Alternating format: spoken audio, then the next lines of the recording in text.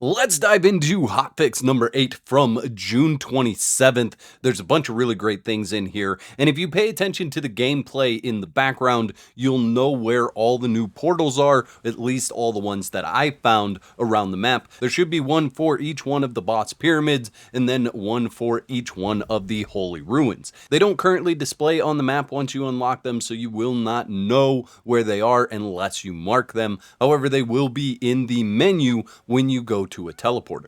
Jumping right into gameplay adjustments, we have custom built portals now allow teleporting tribesmen. Again, there are restrictions to the number of items that you can have in your inventory. I believe on official servers, it is going to be restricted to your hotbar and your tribesman hotbar. They cannot have anything in their backpack, and neither can you. Holy Ruins and Pyramids now have new cross-region teleporters. That's what you're seeing on the screen right now. Go out and find them. There are some really great teleporters that are going to make certain resources very easy to get, and I'll cover that in a future video. In single-player LAN and private server modes, the max number of bonfires and portals can now be adjusted. In the official server mode, the maximum number of constructible portals has been increased to 10. I don't know if they've increased the bonfires to match that, but you can put down 10 of the personal portals. In the same modes, meaning single player LAN, private server modes,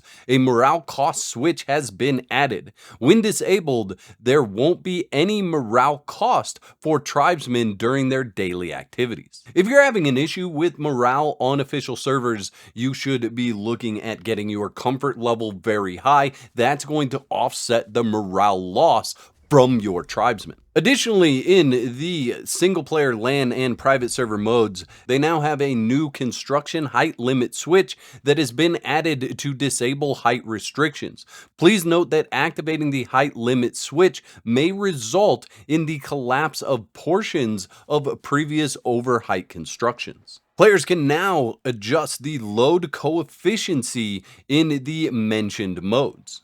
Added new guard statues and golden statues of the 5 major bosses. New modified gear now comes with a higher max durability by default. I'm not sure exactly what they mean by that new modified gear. Maybe they're talking about enhancement, maybe they're talking about when you put mods on it, but it looks like they are looking into max durability, and it looks like they are raising that. So I think that's the right direction for the game so that you're not replacing that stuff so often. They raised the comfort level cap to level 10. It was level 6 before. I think they've raised it to 10 so that all the associated heads and different things that they're adding to the game won't just be in vain if you place them. Plunder elite bosses now spawn with battering rams of corresponding levels. Cooking stoves and worktops now support all bonfire recipes. Small scorpions now spawn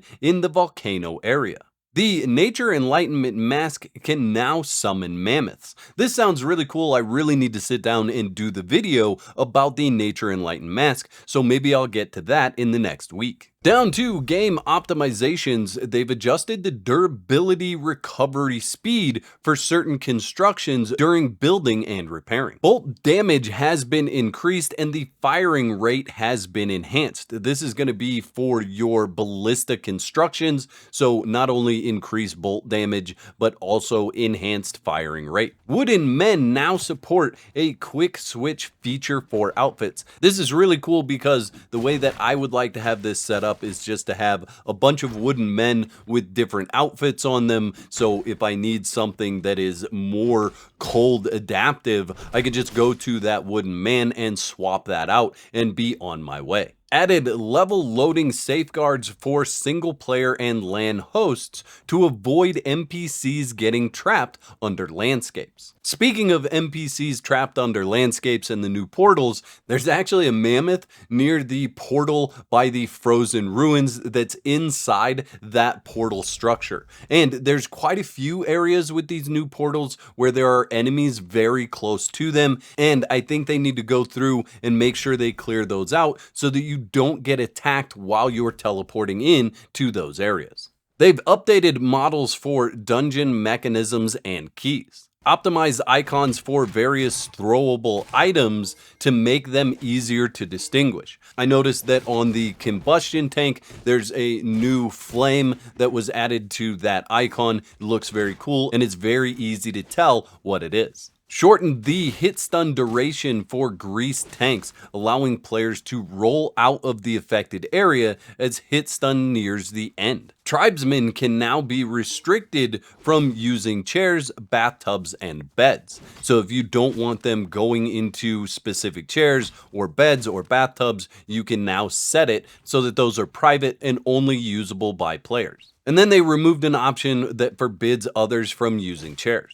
Visual enhancements have been made to the building and destruction of certain constructions like anti-climb thorns, ground spikes, and roadblocks. The tribe alarm sound effect has been refined. Upon alarm activation, corresponding atmospheric music plays throughout the tribe's territory. They've added sound effects for taking damage from thorns and cacti. Optimized sound effects for skills of the central core bosses. Transport of small animals in llama wicker baskets now comes with an alert if the items are dropped from the animal's backpack. Increase the experience reward for defeating mechanical creatures within dungeons. Anytime I see an increase to experience rewards, I think that's a good thing in the patch notes because in my opinion, I feel like official servers have really low experience rates and it really gates people from being able to explore the content earlier on and fall in love with the game the way I did. And if you're interested in knowing the other things that I feel like need to be changed in Soulmask, I will link a video in the description of this video so you can check out what I feel like needs to change to make Soulmask great. Now down to bug fixes. They fixed an issue where remapping the V key for the mimicry skill to a different key would still allow the V key to function. Fixed a display error with the Elite Armadillo's portrait. Fixed an issue where constructions could not be moved once their quantity reached the maximum. Fixed an issue where tribesmen could be lifted out of the bathtub while bathing. Personal hygiene is important and you're no longer allowed to interrupt their bathing process. Adjusted the barrier beacon to correct its abnormally high durability. Fixed an issue where certain construction upgrades could exceed the maximum quantity limit. Fixed a glitch where the valve trap would launch players into the air. Fixed an issue where bats were not affected by King's Breath. Fixed an issue with the poison status having a chance to persist after its effect should have worn off. Fixed a collision issue with ice cubes on the lake's surface in the Snow Mountain area after they are collected. Fixed an issue in stat points allocation and resetting for tribesmen after the stat modifier is adjusted. Fixed an animation glitch occurring when using the greatsword's uplift technique to lift and cause severe injuries to opponents. Fixed an issue that allowed other tribe members